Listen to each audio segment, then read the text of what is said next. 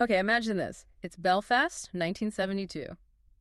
A mother, Jean McConville, widowed, 10 kids. She's taken, just dragged from her apartment. Gone.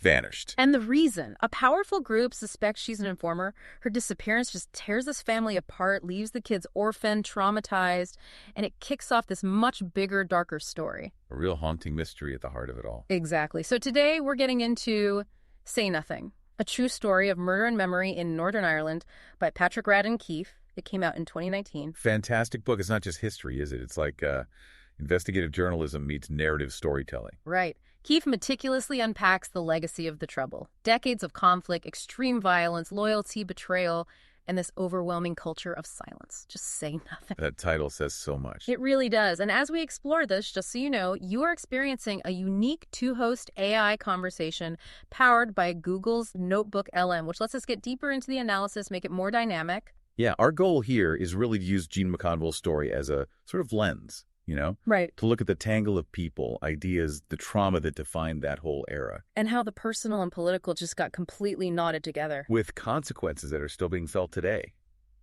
Deeply. So let's start where the book does, really, the abduction itself.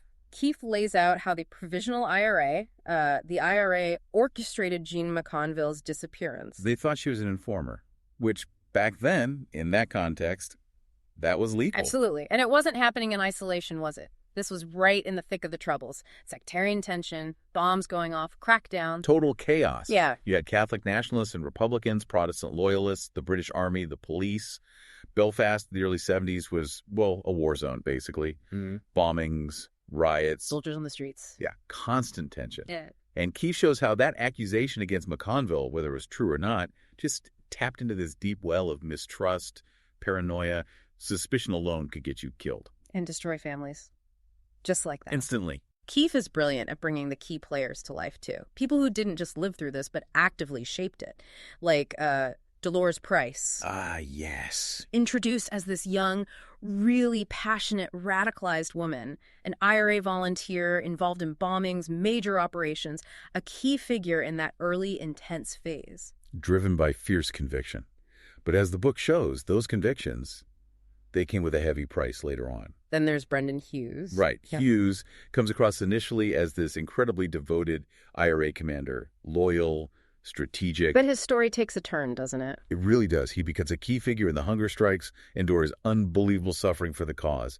But later, he gets really introspective, critical even. His later interviews, the candor. Yeah. It's quite something. He gives you this raw, inside look at the moral struggles within the movement. Really powerful stuff. And then, of course, Gerry Adams. Keefe tracks his rise very carefully. From the background initially. Yeah, this rising figure, his alleged leadership in the IRA becomes so central to Sinn Féin's political journey. But those allegations about his paramilitary role, they just never go away. Persistent. And Keefe doesn't just mention them, he examines them closely. Puts Adams' denials up against testimony, evidence. It's intense. He really digs into that whole question. And Keefe also maps out how the IRA's campaign itself changed over time. It wasn't static. No, definitely not. From street protests, civil rights marches. The full-blown armed insurgency. And then the huge impact of the hunger strikes in the early 80s. Galvanizing support, but also causing immense pain and division. And eventually that slow, difficult shift towards politics, towards the peace process. Yeah, a really complex journey. Cycles of violence, talks, setbacks. A long, hard road to a peace that always felt fragile. And through all this, for decades, Jean McConville is just missing. Disappeared. Her family, especially her children, just living in this awful limbo. Clinging to hope, maybe. Even when it seemed impossible. Until 2003. And this is a major turning point in the book. Her remains are found, just by chance, on a beach. Heartbreaking. But it also reignited everything, didn't it? The search for answers, the need to know what happened. Exactly. Reopened all these old wounds, forced people to confront the past. Which brings us to the Boston College Project. This was, quite an undertaking. Yeah, tell us about that. It was meant to be an oral history archive. That was the idea. Record interviews with former paramilitaries, both sides, under strict confidentiality. The tapes would only be released after their deaths. A historical record, right? This is straightforward enough. Except timing. McConville's body is found. Then Brendan Hughes's takes are released after his death, and he directly implicates Jerry Adams in McConville's disappearance and other things. Wow, so the history project suddenly becomes evidence. Exactly. It just explodes. Suddenly you have these incredibly raw, sometimes devastating confessions coming out. It blew the lid off the silence, the omerta. That code of silence. Yeah. And it connected directly back to the McConville family's ongoing trauma. The project, meant for scholars, became this huge legal and ethical battleground, a flashpoint for justice, really. Let's circle back to Jean McConville herself. Keefe uses her story so powerfully throughout the book, doesn't he? She's more than just a victim. Oh, absolutely. She's the anchor, the human cost personified, the widowed mother, accused, vanished. Her children search for truth, their suffering. It's the constant painful refrain. You see them decades later, still fighting, still dealing with the trauma of losing their mother like that. It's a brutal illustration of how violence ripples through generations. And Dolores Price, we talked about her earlier radicalism. Keefe really delves into her whole life, her Republican background, her fervent belief. Leading the London bombings in '73, a major operation. But then later, her claims about being involved in McConville's disappearance, it shows them the moral compromises, maybe, the terrible choices people made. And the psychological fallout. Keefe doesn't shy away from her struggles later in life, addiction, mental health. He portrays it as almost a direct result of the violence she participated in. Makes her a really complex, tragic figure in many ways. Definitely. Then Brendan Hughes. We touched on his Journey Commander, Hunger Striker. But those Boston College tapes. That's where his story gets really crucial for the book, right? Absolutely. Before he died, feeling disillusioned, he basically breaks the code. Say nothing, goes out the window. He gives this incredibly raw, unfiltered account. A perspective you wouldn't normally get. No way. It highlights the moral ambiguities, the internal conflicts. You see his shift from total loyalty to this quite bitter critique of the past and of figures like Adams. Which brings us back to Jerry Adams. Keefe contrasts his public image, the peacemaker, with the testimonies stacking up against him. Yeah, testimonies from people like Hughes and Price, his former comrades. Keefe pieces it all together, the denials versus the accounts implicating him in IRA leadership and specific operations. It raises huge questions about accountability, doesn't it? And how history gets written. And the compromises may be made for peace. Keefe isn't trying to be a judge, but he's relentlessly pursuing the story, the different versions of the truth. And the McConville children, their pain is just palpable throughout the book. You really feel it.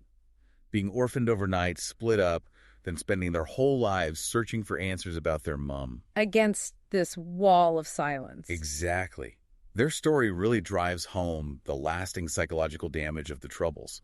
It's not just political history. It's about families shattered. Peace treaties don't automatically heal that kind of wound. No, clearly not. And we should also mention Ed Maloney and Anthony McIntyre. Right, the journalists behind the Boston College Project. They played a key role, maybe unintentionally at first, in bringing all this out. Hugely important, but also deeply controversial role. They wanted to preserve history, but their archive got pulled into police investigations, legal battles over subpoenas. Must have sparked massive debate. Academic freedom, confidentiality. Oh yeah, versus the demands for justice. It basically forced a confrontation with a past many people wanted to keep buried. Let's talk about some of the big themes Keefe explores. Silence and complicity. The title itself, it's everywhere in the book. It's the core, isn't it? Yeah. Say nothing. It was an IRA command, but also just a way of life. This code that protected people, sure, but also let terrible things happen and stay hidden. Like McConville's murder. Hidden for decades, poisoning everything. Which leads straight into memory and trauma. Keefe shows how trauma, personal and collective, just lingers. It haunts people, families, the whole society. Like Dolores Price, tormented by her past actions. Or the McConville children, living with those memories every day. It shows how the past bleeds into the present, making real peace, real reconciliation incredibly hard. So, Truth and Reconciliation, the book really digs into how messy that is. Yeah, it's not simple.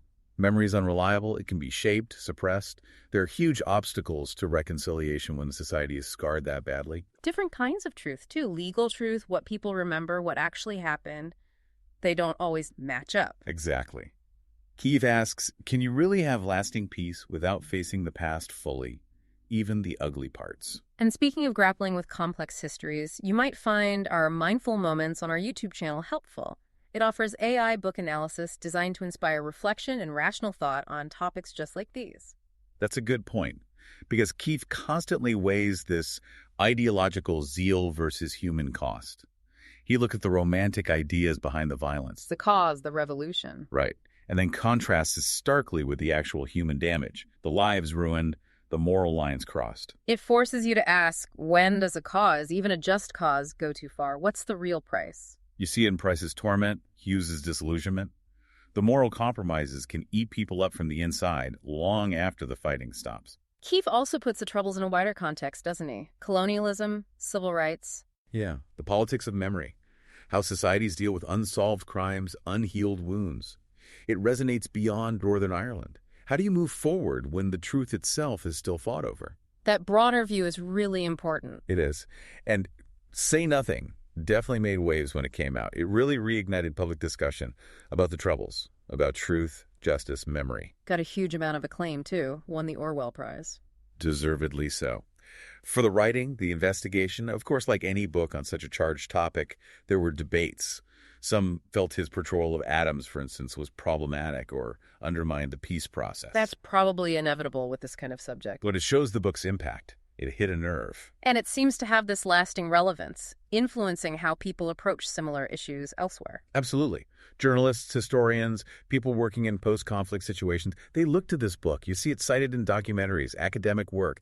It's become a key text on dealing with historical trauma through investigative storytelling. So ultimately, the book paints the Troubles not just as politics, but as this deep human tragedy. Yeah, woven into families, communities, generations affected. Keefe shows how the lines between, say, heroism and horror get incredibly blurred. And the victims are often just ordinary people caught in the middle. It leaves you with a lot to think about, which leads to a final thought, perhaps. How does a society actually move forward when the past is so fiercely contested and silence is still protecting people involved in horrific acts? That's the million-dollar question, isn't it? And grappling with it needs critical thinking, rational thought, which, again, is something we encourage. Check out Mindful Moments on our YouTube channel and our podcasts for more content designed to inspire that kind of deeper reflection. Definitely. And for an in-depth summary of Say Nothing, click the link on screen. Subscribe, share, purchase via link, and think critically.